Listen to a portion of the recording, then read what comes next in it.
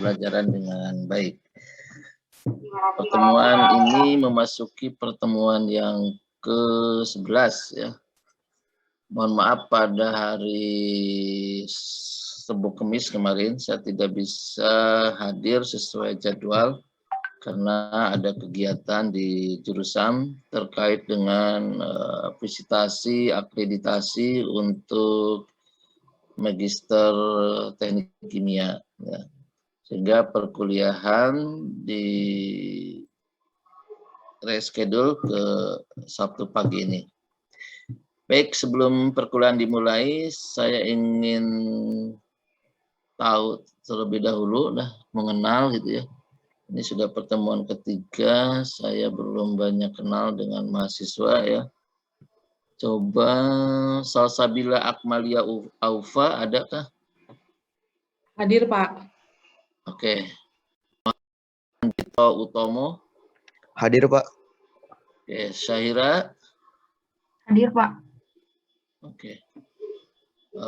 Amelia Anggraini. Pak. Oke. Novi Fitriani. Hadir, Pak. Oke. Hadir, Pak. Ahmad Dadi. Hadir, Pak. Wulan Indrayani. Ya. Hana Setianingsih. Hadir, Pak. Rizky Alawiyah. Hadir, Pak. Oke. Regita Permatasari. Hadir, Pak. Elvira Aulia Rahma. Hadir, Pak. Khairul Fikri. Khairul Fikri. Oke. Belum datang ya. Join. Kemudian Muhammad Aziz Al-Fayyad. Hadir, Pak. Adam Syahrir. Hadir, Pak. Oke. Dita Az-Zahra. Hadir, Pak. Yuniarti. Hadir, Pak. Oke. Rizkika Amalia Dini. Hadir, Pak. Ansor. Hadir, Pak. Syaila. Hadir, Pak. Gading. Gading. Sudah mengundurkan diri, Pak. Oh, ya, oke.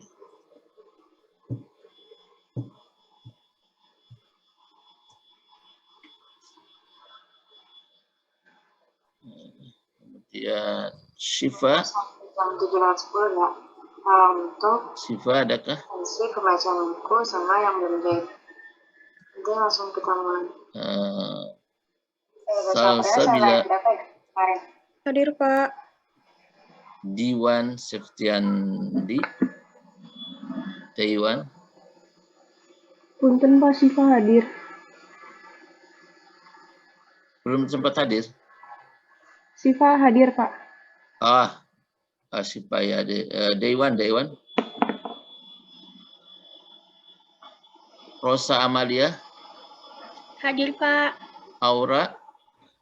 Hadir, Pak.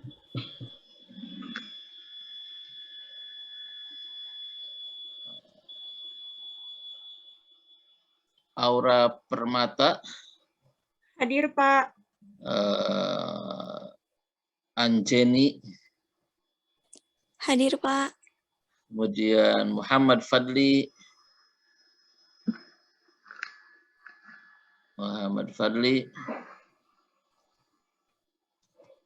Kemudian Diva. Hadir, Pak. Kaisa. Hadir, Pak. Ahmad Arif Prasojo. Hadir, Pak. Hadir, oke. Syahnaz Fatihah Harisma. Hadir, Pak. Felda Akram. Felda Akram. Muhammad Aditya Pamungkas. Muhammad Hadir, Aditya. Pak. Oke. Hadir, Pak. Oke.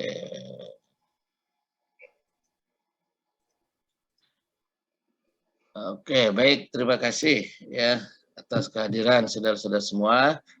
Baik, pertemuan minggu kemarin ya kita sudah membahas tentang piping ya dan sedikit tentang pompa ya. Pada pagi hari ini kita akan kembali membahas tentang pompa. Tentang pompa ya. Jadi minggu kemarin kita sudah belajar tentang piping ya. Jadi ada beberapa hal yang harus saudara pahami nanti ya terkait sistem perpipaan ya. Karena perpipaan ini merupakan hal yang penting ya. Ya, begitu saudara masuk ke dunia kerja khususnya pro industri ya, maka biasanya saudara akan disuruh untuk membaca PFD dan PNID ya.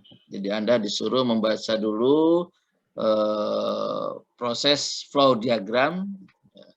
Setelah proses flow diagram mungkin nanti disuruh membaca PNID yaitu piping and instrumentation drawing ya atau diagram. Nah, sehingga Anda harus pada tingkat 1 sudah diperkenalkan ya untuk bisa membaca sistem perpipaan ya. Termasuk di dalamnya mengenal tentang jenis pipa, kemudian faktor kekasaran pipa ya. Ya, kemarin ada bertabel kalau bahannya steel, kemudian tipenya apa, maka nilai kekasarannya berapa. Kemudian juga friksi pada pipa. Ya, jadi aliran fluida di dalam pipa ternyata ada gaya geseknya ya. Gaya gesek ini nanti akan menyebabkan terjadinya hilang tekan atau head ya, pada aliran ya, sehingga ada beberapa friksi pada pipa, dilihat dari panjang pipa, dilihat dari elbow atau dilihat adanya valve dan lain sebagainya ya. Kemarin kita sudah bahas ya, termasuk valve ya. Nah, nanti saudara harus paham beberapa jenis valve ya berdasarkan fungsi dan kegunaannya. Ya, jadi ada globe valve, kemudian ada gate valve, ada check valve, kapan valve-valve itu semua digunakan ya. Jadi saudara harus memahaminya. Ya, memahaminya ya. Kemarin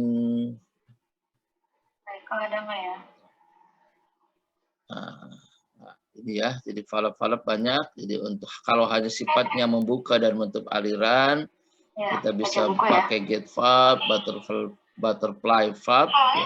Jadi bentuknya seperti kupu-kupu, jadi begini ya, valve, gate valve.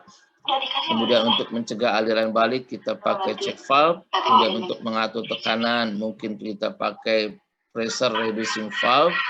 Sedangkan juga ada untuk press relief, ya kita menggunakan safety valve dan lain sebagainya. Ya ini ya, ini mungkin materi bisa saudara ambil di Spada ya, kalau saya sudah upload di Spada. Oke, pada pagi hari ini kita coba lanjutkan tentang pompa. Ya, pompa.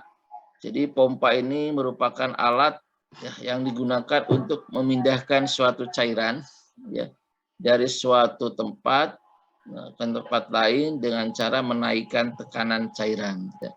Jadi perlu digarisbawahi di sini adalah bahwa fluida ya, bisa berpindah dari suatu tempat ya, menuju tempat lain. Nah, ini misalkan dari titik A ya, menuju titik B. Nah, ini dipindahkan ya. Tentu fluidanya adalah fluida cair ya. Nah, ya fluida cair. Oke. Nah, prinsipnya yang harus ini adalah terjadi kenaikan tekanan ya. Nah, tekanan cairan. Ya, jadi di sini biasanya ada discharge valve. Nah, di sini adalah suction valve. Ya, jadi ini fluida masuk ke suction. Ya. Ini pada saat awal running, ya kita harus tutup dulu di sini. Ya, jadi discharge kita tutup. Ya, di sini kita kasih pressure gauge. Ya, pressure gauge. Jadi ketika pompa di running, ya, pastikan bahwa terjadi kenaikan tekanan, sehingga kita harus pantau ya, di sini bahwa pressure-nya naik. Ya, ini untuk jenis pompa sentrifugal. Ya, ya jadi discharge ya, di awal running pada posisi tutup, ya tutup, ya nutup di sini ya. Kemudian pastikan ketika kita start pompa, ya, maka terjadi kenaikan tekanan. Ya, kenaikan tekanan. Ya, nah, nanti kita lihat mengapa bisa naik gitu ya. Mengapa bisa naik? Ya. Nah, ini ketika tidak terjadi kenaikan tekanan, ya, nah, berarti ada masalah di dalam pompa ini. Artinya pompa tidak bisa bekerja dengan baik. Ya. Ya, jadi yang perlu kita garis bawahi di sini adalah fluida cair, ya. Jadi alat transportasi fluida cair, ya. Nah, cara kerjanya adalah dengan cara menaikkan tekanan cairan. Nah, kenaikan tekanan cairan ini ya digunakan untuk mengatasi hambatan-hambatan pengaliran. Ya, tadi kan kemarin kita di piping sudah belajar ya. Jadi apa yang menyebabkan head loss ya, atau tekanan energi hilang itu bisa disebabkan oleh panjang pipa ya, kemudian oleh elbow misalkan ya, kemudian oleh valve ya, misalkan ada valve di sini. Nah, jadi pompa ini diharapkan bisa mendorong ya fluida cair untuk sampai ke tempat tujuannya dengan aman ya, dengan aman dan mampu mengatasi hambatan-hambatan yang ada sepanjang piping ini. Nah, ya. Jadi hambatan-hambatan itu dapat berupa perbedaan tekanan, perbedaan tinggian, atau hambatan gesek. Nah ini ya, ini yang harus saudara pahami ya.